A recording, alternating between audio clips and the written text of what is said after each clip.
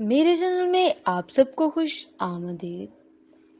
امی، میں نے آپ کو کتنی بار کہا ہے کہ مجھے یہ کپڑے نہیں پسند، مجھے اس تصویر والے کپڑے چاہیے۔ کومل نے کپڑوں کا شاپر تھوڑا دور رکھتے ہوئے اپنی ماں سے کہا، جو آج ہی اس کے لیے گرمیوں کا نیا سوٹ لے کر آئی تھی۔ سجل بیٹے، یہ اچھا تو ہے، اس میں کیا خامی ہے؟ تم ایسے کیوں کہہ رہی ہو؟ پہلے تو تم میری لائی ہوئی ہر چیز پسند کر لیتی تھی، اب کیوں نہیں پسند آئی؟ کومل کی تو امی نے حیرت سے سجل کو دیکھا جو موبائل فون پر لگی تھی۔ میں اب بڑی ہو گئی ہوں اس لیے، یہ کہتے ہوئے سجل وہاں سے اٹھ گئی۔ بیٹی کا یہ رویہ دیکھتے ہوئے سجل کی ماں پریشان ہو گئی۔ کچھ دنوں پہلے تک تو ٹھیک تھی، ماں جی کہتے اس کا منہ نہیں تھکتا تھا، لیکن اب وہ بات بات پر اپنی ماں سے بحث کرنا شروع ہو گئی تھی۔ شام کا وقت تھا، سجل کی ماں کچن میں کھانا بنانے میں مصروف تھی اور سجل خود کمرے میں موبائل فون پر مصروف تھی جب اس کی امی نے اسے آواز دی، سجل کچن میں آؤ، تمہارے بابا جان آنے والے ہیں، ٹیبل پر کھانا لگا دو۔ سجل نے اپنی امی کو آواز کو انسنی کر دیا۔ جب کافی وقت گزر چکا تو سجل نہیں آئے تو اس کی امی نے خود کھانا ٹیبل پر لگا دیا۔ تھوڑی دیر گزری تھی کہ سجل کے بابا جان آفس سے گھر آئے۔ معمول کے مطابق سجل اپنے بابا جان کو سلام کرنے نہیں آئی۔ جہاں گیر صاحب نے بھی اپنی بیٹی کے بدلتے رویے سے پریشان تھے، لیکن وہ بھی نہیں چاہتے تھے کہ اپنی لاڈلی بیٹی کو کسی پریشانی میں ڈال دے۔ کھانے کا وقت ہو چکا تھا، سجل کھانے کے ٹیبل پر بیٹھی تھی۔ اس نے سب سے پہلے اپنے کھانے کے ٹیبل کی تصویریں اور جو کچھ موبائل پر نظر جمائی تھی اس کے بعد موبائل کے سائڈ پر رکھ دیا۔ سجل نے کیا سوچا آگے بڑھنے کا اور کیا کرنا ہے؟ جہانگیر صاحب نے کھانے کا نوالہ لیتے ہوئے سجل کو کہا، جو بڑا سا منہ بنا کر بیٹھی تھی، میں کیا بتاؤں کہ میں نے کیا کرنا ہے؟ یہاں کھانا تو میری مرضی کا بنتا نہیں، اور پڑھائی کے معاملے میں میری مرضی پوچھ رہے ہیں۔ سجل نے غصے سے پلٹ کر جواب دیا، سجل کیسی باتیں کر رہی ہو؟ یہ کباب، یہ پلاؤ، یہ سب تو تمہاری مرضی کا ہے، اور یہ دیکھو میں نے تمہاری پسند کی کھیر بھی بنائی ہے۔ سجل کی ماں نے بڑے پیار سے سجل کے آگے کھیر کی پیالی رکھتے ہوئے کہا، امی، ضروری نہیں ہے کہ جو مجھے پسند تھا وہی اب پسند ہو۔ میں نے کچھ نہیں کھانا، مجھے بھوک نہیں ہے، اگر بھوک لگی تو میں خود نوڈلز بنا لوں گی۔ سجل یہ کہتے ہوئے کھانے کے ٹیبل سے اٹھ گئی۔ ارے سجل بیٹا، کچھ تو کھا لو۔ سجل کے اٹھتے ہی جہانگیر صاحب نے بھی کھانا چھوڑ دیا۔ سجل کے اس رویے کی وجہ سے سجل کی ماں آنکھوں میں نمی آ گئی۔ سجل کی ماں نے بازار سے آتے ہی کھانا بنانا شروع کر دیا تھا، اور اتنی گرمی میں وہ اپنی بیٹی کے لیے اس کے پسند کے کھانے بنا رہی تھی، اور اس کا یہ رویہ تھا۔ جہانگیر صاحب کے ایک ہی بیٹی تھی اور اپنا سارا پیار ماں باپ اس پر لٹاتے تھے۔ سجل کے جانے کے بعد نہ تو جہانگیر صاحب نے کھانا کھایا، نہ سجل کی ماں نے۔ دونوں نے اپنے کمرے میں چلے گئے۔ سجل بڑا سا منہ بنا کر اپنے کمرے میں بیٹھی تھی کہ اس کے موبائل پر فون کال آئی اور ساتھ ہی اس کے چہرے پر مسکراہٹ آ گئی۔ ہیلو، کہاں تھے تم؟ میں کب سے تمہارا انتظار کر رہی تھی اور تم نے کال نہیں اٹھائی۔ سجل نے مشورہ کرتے ہیں ایان کو کہا۔ ایان سے بات کرتے ہوئے سجل کو آج 2 ماہ ہو گئے تھے۔ 2 ماہ پہلے ہی اس کی social networking website پر اس کی ایان سے بات ہوئی تھی، اور وہ اب ایان کے سحر میں ڈوبتی جا رہی تھی۔ اس کے کہنے پر سوتی اور اس کے کہنے پر اٹھتی اور اس کے کہنے پر کھانا کھاتی تھی۔ فون دوسری جانب ایان نے سجل کو کہا، نہیں، بالکل بھی نہیں، جب تمہیں کھانا پسند نہیں تھا تو میں کیسے کھا لیتی؟ تم نے مجھے کہا تھا کہ میں اس کھانے سے بہتر ہے کہ تم نوڈلز کھا لو، تو اب میں فوراً نوڈل بنا کر کھاؤں گی۔ سجل نے ایان کو کہا اور ساتھ ہی مسکرا دی۔ تمہاری امی نے کچھ نہیں کہا کیا؟ ایان یکدم سجل سے پوچھا۔ نہیں تو کیا کہنا ہے، میں نے صاف جواب دے دیا اور اٹھ کر چلی گئی، سجل نے بڑے فخر سے بتایا، اور ساتھ ہی دوسری باتوں میں مصروف ہو گئے۔ وقت گزرتا گیا۔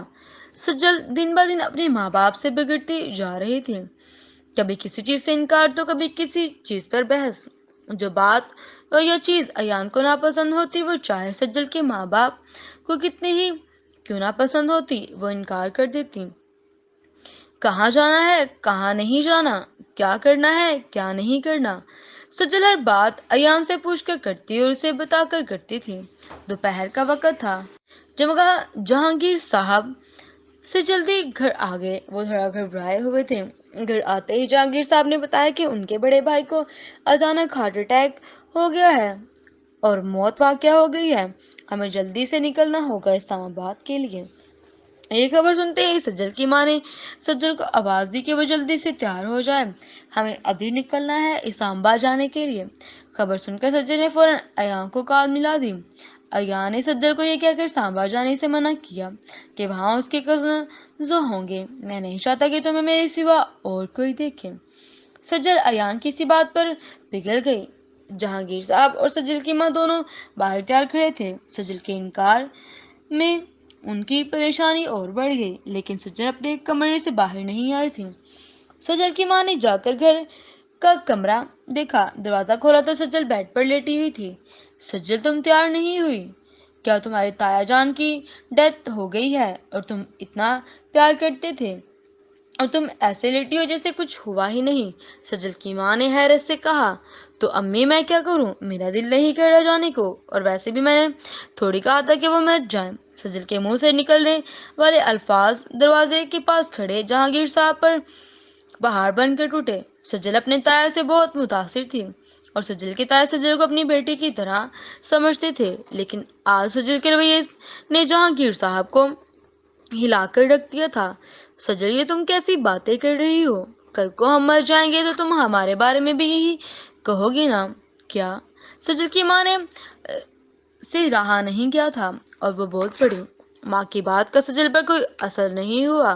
سجل نے چادر منہ پر اوڑھ کر لیٹ گئی۔ سجل کی ماں جب باہر آئی تو جہانگیر صاحب کی آنکھوں میں آنسو تھے۔ انہوں نے اپنے آنسو صاف کیے اور سجل کی ماں کو جانے کا کہا۔ گھر سے نکلتے ہوئے جہانگیر صاحب نے اپنے دوست کو کہا کہ وہ اپنی بیٹی کو میرے گھر میں بھیج دیں۔ جہانگیر صاحب کے جانے کے بعد سجل نے ایان کو کال ملا دی اور بڑے پیار سے باتوں میں مصروف ہو گئی۔ ایان کی محبت میں سجل یہ بھول گئی تھی کہ وہ اپنی اس محبت کو گنوا رہی ہے جس نے 20 سال سے اس کی دیکھ بھال کی ہے اور اسے اتنا پیار کیا ہے کہ جتنا پیار اسے کوئی آج تک نہیں کر سکتا ہے۔ ایان کی چار ماں کی محبت نے سجل کو اپنے ماں باپ کی محبت سے الگ کر دیا تھا۔ وہ ایان کی محبت کو اپنا سب کچھ مان چکی تھی۔ رات گزر گئی، صبح ہوئی، لیکن جہانگیر صاحب اور سجل کی ماں کے کوئی کال نہیں آئی۔ سجل صبح اٹھتے ہی فون کان کو لگائے ایان سے باتوں میں مصروف تھی جب اس کی کال کے درمیان میں اس کی تائی کی کال آئی۔ سجل نے ایان کو ہولڈ کا کہا اور تائی کی کال سنی۔ کال سنتے ہی سجل کو اس کی تائی نے پوچھا کہ اس کے امی ابو ابھی تک اسلام آباد کیوں نہیں آئے ہیں۔ اس سے پہلے سجل کچھ کہتی دروازے پر بیل ہوئی۔ سجل نے باہر جا کر دروازہ کھولا تو سامنے جہانگیر صاحب کے دوست کھڑے تھے جن کی بیٹی جہانگیر صاحب کی گھر پر تھی۔ سجل تمہیں میرے ساتھ ہسپتال جانا ہوگا، تمہارے امی ابو کا ایکسیڈنٹ ہو گیا ہے۔ یہ سنتے ہی سجل کے پاؤں تلے سے زمین نکل گئی ہو۔ سجل کی ماں باپ جس گاڑی میں اسلام آباد آ رہے تھے اس گاڑی کا ایکسیڈنٹ ہو گیا تھا اور وہ دونوں اب ہسپتال میں تھے۔ کان سے لگا فون اسی وقت نیچے زمین پر گر گیا۔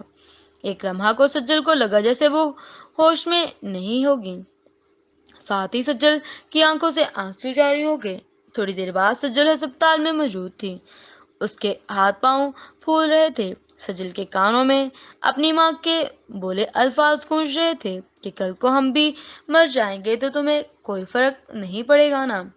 نہیں نہیں، یا اللہ میرے امی ابو کو بچا لو، میں ان سے معافی مانگ لوں گی، بس ایک بار ان کو بچا لو یا رب۔ سجل روتے ہوئے اپنے چہرے پر ہاتھ رکھ کر اللہ سے دعا کر رہی تھی۔ جب ڈاکٹر نے آ کر بتایا کہ جہانگیر احمد اور ان کی بیگم کو ہم نہیں بچا سکے، یہ سنتے ہی سجل کی آنکھوں کے سامنے اندھیرا چھا گیا اور اس نے اپنے ماں باپ کو ہمیشہ کے لیے کھو دیا۔ تھوڑی دیر بعد جب سجل کو ہوش آیا تب اپنے گھر پر تھی اور اس کے سامنے اس کی ماں اور باپ کفن میں لپٹے ہوئے چارپائی پر پڑے تھے۔ امی جان اٹھ جائیں، میں آپ دونوں کو کچھ نہیں کہوں گی، جو آپ کہیں گے وہی کروں گی، سجل روتے ہوئے کہہ رہی تھی۔ لیکن اب وقت ہاتھ سے گزر چکا تھا، اب کہنے کو کچھ باقی نہ رہا تھا، اب سوائے پچھتائے کے اور کچھ نہیں تھا۔ شام ہو گئی تھی، سب مہمان چلے گئے تھے، سجل کے ماں باپ کو دفنا دیا تھا۔ اکیلی کمرے میں بیٹھی سجل اپنے گزرے ہوئے ایک ایک لمحہ کو یاد کر رہی تھی، جو اس نے اپنے ماں باپ کا دل دکھایا تھا۔ اس کے ساتھ ہی سجل کو ایان کا خیال آیا۔ اس نے فوراً ایان کو کال ملائی اور پھر سے وہ اس کے دکھ میں شریک ہو سکے۔ کال ملتے ہی سجل ساروں کی طرح رونے لگ گئی، لیکن اگلے لمحے ہی جیسے اس کے وجود سے جان نکل گئی ہو، جب آگے سے اسے کسی عورت نے فون اٹھایا ہو۔ کون؟ سجل نے کامتی آواز میں کہا، میں ایان کی بیوی بات کر رہی ہوں، آئندہ یہاں کال نہ کرنا، کل نہ کیا تو تمہارا دماغ خراب کر دوں گی۔ بی بی ایان 2 بچوں کا باپ ہے اور وہ چوری کے الزام میں جیل میں پڑا ہوا ہے، اور میری قسمت خراب تھی جو اس سے شادی کر لی، اور تم لوگ اس کی باتوں پر کیسے یقین کر لیتی ہو؟ اب کال نہ کرنا۔ یہ کہتے ہوئے اس عورت نے فون بند کر دیا، اور ایان نے نہ جانے کتنی لڑکیوں کو اپنی چال میں پھنسایا ہوا تھا۔ اب سجل کی وہ محبت مر گئی تھی، جس کے پیچھے لگ کر سجل نے اپنی ماں باپ کی محبت کو مار دیا تھا۔